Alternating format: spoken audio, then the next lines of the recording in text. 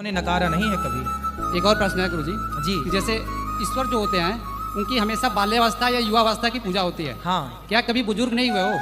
भगवान है, भगवान सदा सुंदर स्वरूप में, सदा अपने इस यंग स्वरूप में होते हैं। भगवान कभी बूढ़े नहीं होते, क्योंकि भगवान कब मोतियाबिंद हो रहा है ने अपने सदग्रंथों में लिखी हुई सच्चाई का नहीं पता और फिर निराकार कहते हैं।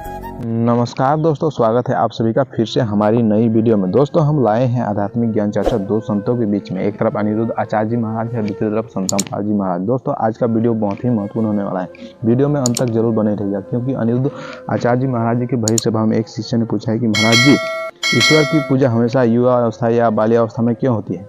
वे कभी बूढ़े नहीं होते हैं या फिर उनकी जन्म मृत्यु नहीं होती है? इस तरह के कई सवाल उन्होंने खड़ा कर दिए हैं।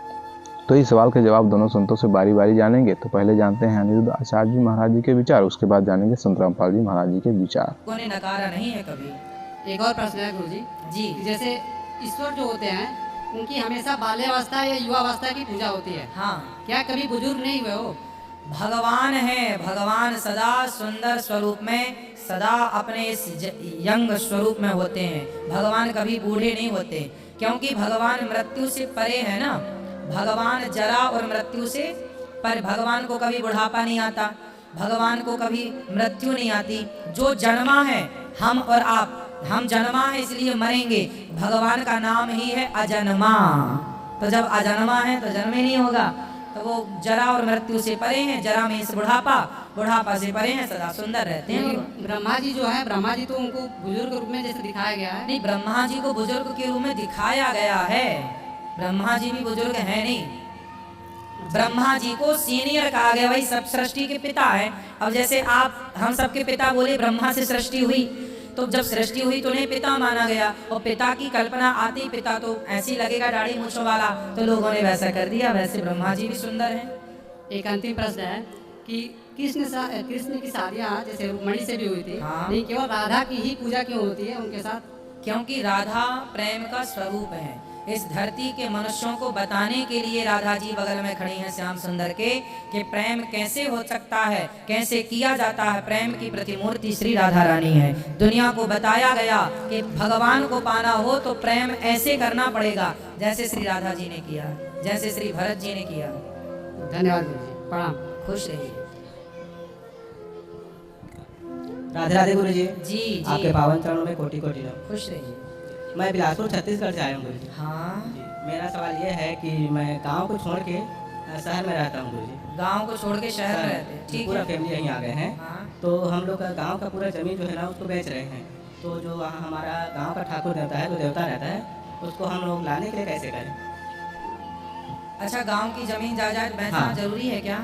हाँ गुरु जी। मत बेचो ना बेटा, शहर में कितना भी रहो जी। पर कभी कभी गांव में जाओ। जीवन तो गांव में ही है सरकार। गांव की अपनी पैतृक संपत्ति नहीं बेचो। वो आपका पूर्वजों का, तुम्हारे बाप का घर है, वो तुम्हारी माँ वहाँ घर पे रही, वो अपने माँ बाप का घर, जिस आंगन में खेले हो खाए हो, अरे वो आंगन रहने दो। कितना भी कमा लो, भले ताला डाल के रख दो, कभी जाओ साल में एक बार, 2 दिन 4 दिन रहना अच्छा लगेगा।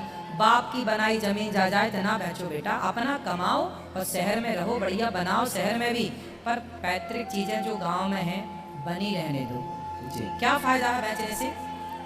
क्यों बेच रहे हैं? कि आप वहां बेच के यहाँ लेना चाह रहे हैं हाँ क्या? हाँ गुरु जी। तो कुछ बेच सकते हो, पूरा समूल ना बेचो जी।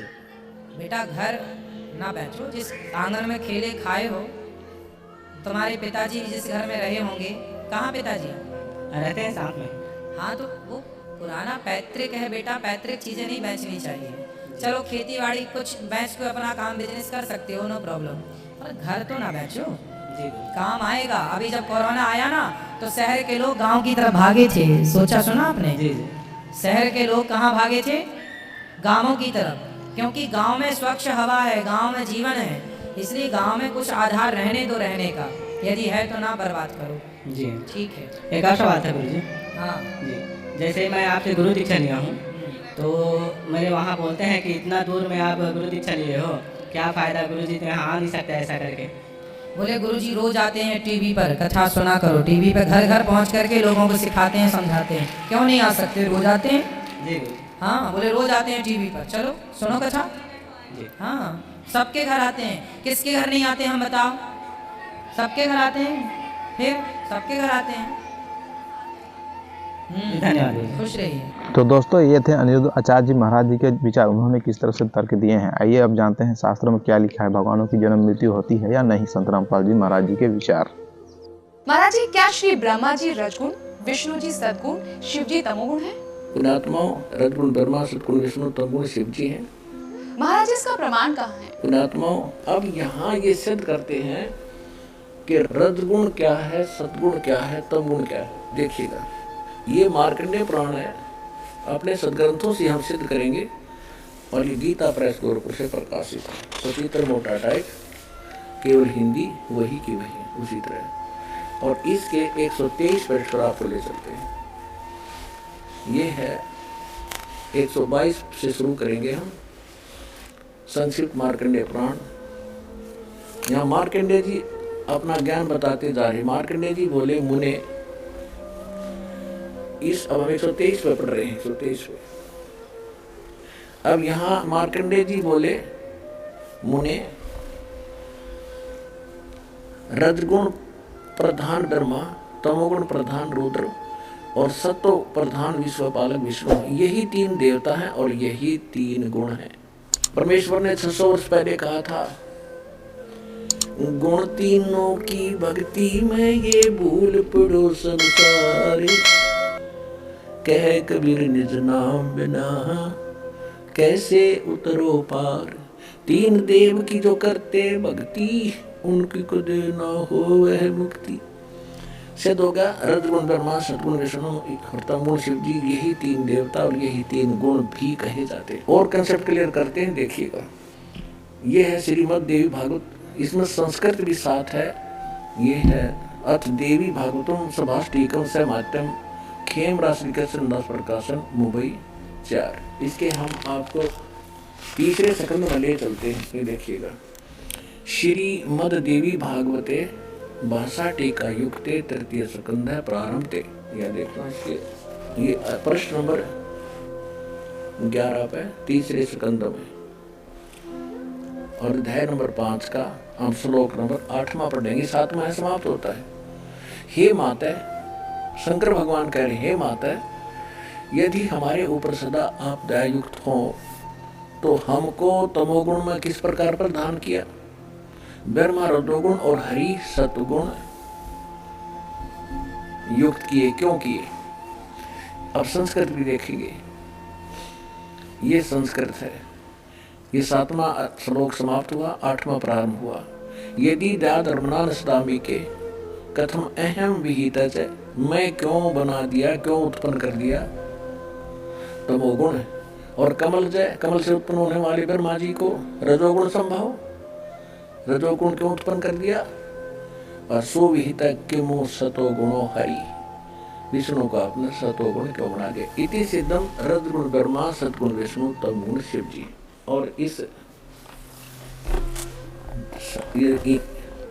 गीता प्रेस गोरखपुर से प्रकाशित श्री देवी भागवत के तीसरे स्कंद से और क्लियर कर देते हैं। सुचित्र मोटा टाइप,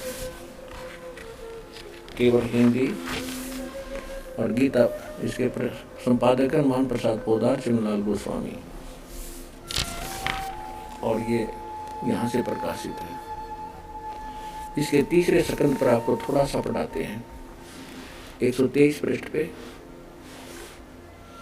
तीसरा स्कंद। विष्णु जी कह रहे हैं, तुम शुद्ध स्वरूपा हो, ये सारा संसार तुम से उद्भासित हो रहा है अपनी माता दुर्गा के बारे में। मैं ब्रह्मा और शंकर, हम सभी तुम्हारी कृपा से विद्यमान हैं। विष्णु जी कह रहे, हमारा आविर्भाव मन जन्म, त्रोभाव मन मृत्यु हुआ करता है। केवल तुम ही न तो हो, जगत जननी हो, प्रकृति और सनातनी देवी हो।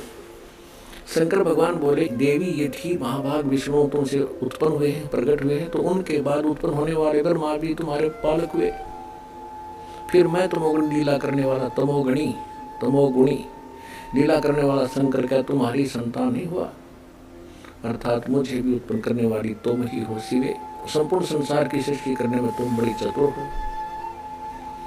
इस संसार की सृष्टि सतीथि और संहार में तुम्हारे गुण सदा समर्थ हैं। उन्हीं तीनों गुणों से उत्पन्न हम ब्रह्मा विष्णु एवं शंकर, रजगुण ब्रह्मा, सद्गुण विष्णु, तमगुण शिव जी नियमानुसार कार्य में तत्पर रहते हैं। देवी भागवत के इस चंद पंक्तियों ने 4 कंसेप्ट क्लियर कर दिए।